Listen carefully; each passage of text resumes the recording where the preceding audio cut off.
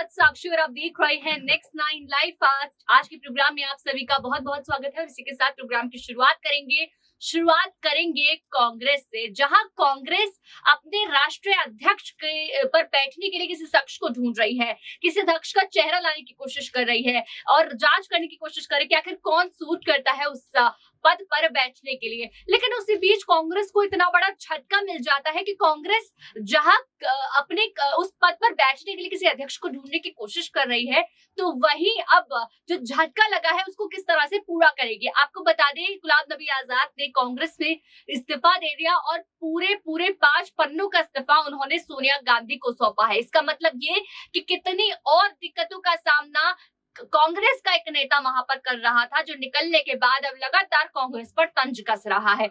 लेकिन इससे कितना बड़ा फर्क जो अब है, क्या वहां पड़ेगा, कितनी बड़ी जो दिक्कतें हैं अब उनके इस्तीफे के बाद यहाँ पर आएंगे, वो देखने वाली बात होगी। उस पर हम चर्चा करेंगे। उसके लिए हमारे साथ मौजूद है प्रज्ञा। आपका बहुत बहुत स्वागत है। जी साक्षी। प्रज्ञा, जिस तरह से आपने देखा कि कांग्रेस पहले से राष्ट्रीय अध्यक्ष पद के लिए ढूंढ रहे थे कि कौन सूट करेगा, कौन बैठेगा, ऑफर अशोक गहलोत पर भी गया, लेकिन इसी बीच कांग्रेस के एक नेता गुलाम नबी आजाद ने सभी पदों से इस्तीफा दे दिया। तो ये बहुत बड़ा झटका यहाँ पर कांग्रेस को लग चुका है। तो जहां कांग्रेस अपनी नई तैयारी कर रही थी अध्यक्ष पद को लेकर, जो अभी तक चुना ही नहीं गया, उस बीच इतना बड़ा झटका लगना उनकी छवि पर कितना बड़ा असर पड़ सकता है? जी बिल्कुल, बहुत बड़ा असर यहाँ पे पड़ सकता है। गुलाम नबी को भी पड़ रहा है और यहाँ पर सबसे बड़ा झटका कांग्रेस पार्टी को लगा है साक्षी, क्योंकि हम सभी देख रहे हैं कि किस तरह से कांग्रेस पार्टी कमजोर हो रही है। धीरे धीरे जिस तरह से पार्टी से नेता जा रहे हैं, इससे कहीं ना कहीं कई राज्यों में हम देख रहे हैं कि कांग्रेस पार्टी इलेक्शन से पहले ही अपना हाथ पीछे कर लेती है कि वो उस राज्य में चुनाव नहीं लड़ेगी क्योंकि और पार्टियां ज्यादा मजबूत है। तो ऐसे में सोनिया गांधी को यहाँ पर बहुत बड़ा झटका लगा है गुलाम नबी के इस्तीफे के बाद।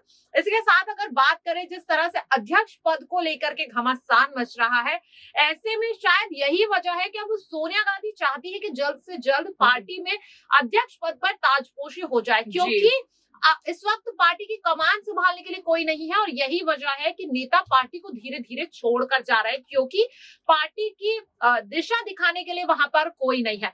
इसीलिए सोनिया गांधी ने अशोक गहलोत से भी मुलाकात की। उन्होंने कहा कि आप काफी एक्सपीरियंस है और अध्यक्ष पद के लिए काफी सुटेबल भी है। हालांकि अशोक गहलोत ने साफ मना कर दिया। और इसी बीच जिस तरह से ये बड़ा झटका लगा है साक्षी, तो कहीं ना कहीं बहुत बड़ा सवाल यही उठ रहा है कि अब इसके बाद आखिरकार सोनिया गांधी का अगला कदम क्या होगा, क्योंकि यहाँ पर उन्होंने पूरे 5 पन्नों का जो इस्तीफा सौंपा है, साफ तौर पर दिख रहा है कि कितने नाराज हैं वो इस वक्त पार्टी से। जी बिल्कुल, बहुत ज्यादा नाराजगी दिखाई दी। प्रज्ञा, आपको बता दूं कि पार्टी से निकलने के बाद भी राहुल गांधी सब पर बोल रहे हैं, उन पर तंज कस रहे हैं, बता रहे हैं कि और कई मेरे जैसे और कई नेता जो है वो पार्टी से निकलने के लिए तैयार है। तो मतलब नाराजगी जो है वो पार्टी में दिखाई दे रही है, जो स्टार्टिंग से चलती आ रही है।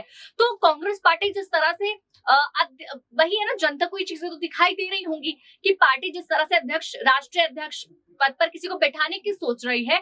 आपने ये तो सोचा नहीं कि आपकी पार्टी में जो नेता है, जो मंत्री पहले से है, वो खुश है कि नहीं है, आपसे परेशान तो नहीं है किसी बात से, उनको सही जिम्मेदारी दी है कि नहीं दी है। तो वो सब चीजें देखे बिना आप पहले जो है राष्ट्रीय अध्यक्ष पद को अब ढूंढ रहे हैं, जबकि आपको पहले ये काम कर लेना चाहिए था।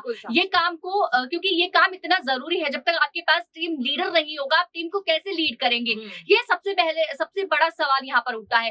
तो एक बहुत बड़ा झटका यहाँ जो हमें समझ आया कि एक बहुत बड़ा झटका यहाँ पर कांग्रेस को लगा है, जिस तरह से गुलाम नबी आजाद ने इस्तीफा दिया। और सबसे बड़ी चीज ये हुई है कि उन्होंने इस्तीफे के बाद जो चीजें बोली है, एक और चीज सामने आ रही है कि जम्मू कश्मीर की बात कर रहे हैं कि वहां पर अपनी पार्टी खोलने की वो बात कर रहे हैं। क्या लगता है आपको कि कांग्रेस से जिस तरह से उन्होंने यहाँ पर जो है वो अपने दूर हाथ पीछे ले लिया, वो निकल चुके हैं कांग्रेस से, अब अलग अपनी पार्टी स्टार्ट करने वाले हैं, तो क्या वो कांग्रेस के खिलाफ होते हुए दिखाई देंगे? जी बिल्कुल, साफ तौर पर देखिए, अगर उन्होंने पार्टी से इस्तीफा दिया है साक्षी, तो काफी सोच समझ कर दिया है। इसी के साथ आपको ये भी बता दूं कि जब उन्होंने इस्तीफा दिया है, उसके बाद से वो लगातार मीडिया से बातचीत करते हुए यही बता रहे हैं कि जब मैं कांग्रेस पार्टी में था, मैंने अपनी पूरी इच्छा शक्ति खो दी थी, क्योंकि जिस तरह से उन्हें प्रताड़ित किया गया पार्टी में। प्रताड़ित सिर्फ किसी को फिजिकली नहीं किया जाता, आप मेंटली किसी को इतना ज्यादा हरास कर देते हैं कि वो अपनी इच्छा शक्ति खो देता है। इस तरीके की बात गुलाम नबी कहते हुए नजर भी आए। तो कहीं ना कहीं साफ तौर पर दिख रहा है। इससे पहले भी अगर बात करें, जितने भी युवा नेताओं ने कांग्रेस पार्टी को छोड़ा, चाहे वो हार्दिक पटेल हो, ज्योतिरादित्य सिंधिया हो, सभी यहाँ पर पार्टी को यही कहकर बाहर निकले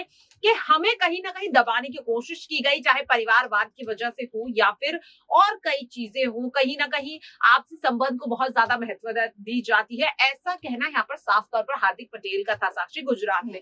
और अब जिस तरह से गुलाम नबी ने दिया, तो कहीं ना कहीं एक बात तो साफ हो गई कि कांग्रेस पार्टी में जो बाहरी नेता आते हैं, कहीं ना कहीं उन्हें वो अहमियत कम दी जाती है, और जिनसे संबंध ज्यादा बेहतर है उन्हें अहमियत ज्यादा दी जाती है, और जिसकी वजह से कहीं ना कहीं वो नेता खुद को काफी कमजोर महसूस करते हैं। और ऐसा ही कुछ गुलाम नबी भी कहते हुए नजर आए।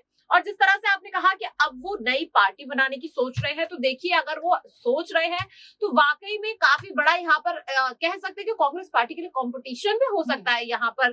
क्योंकि अगर जम्मू कश्मीर की बात करें, जम्मू कश्मीर में इस वक्त कांग्रेस पार्टी दूर से दूर तक नहीं दिख रही है। तो अगर गुलाम नबी ऐसा सोच रहे हैं तो वाकई में कांग्रेस पार्टी को एक और बड़ा झटका लगने वाला है। क्योंकि कांग्रेस देखिए, कांग्रेस पार्टी से इस्तीफा देने के बाद गुलाम नबी आजाद ने, आप देखिए कितने बड़े बड़े ऐलान कर दिए, कह रहे हैं जम्मू जा रहा हूँ। मतलब कहीं ना कहीं छोड़ने का इरादा हो चुका था, फैसला हो चुका था कि मुझे उसके बाद क्या करना है। और ये भी कह रहे हैं कि मेरे साथ मेरे और समर्थक भी हैं जो इस्तीफा देंगे और मेरे साथ आएंगे। अपनी नई पार्टी बनाने की सोच रहे हैं वो जम्मू जाकर। इतनी बड़ी प्लानिंग उनकी वहां पर हो गई है।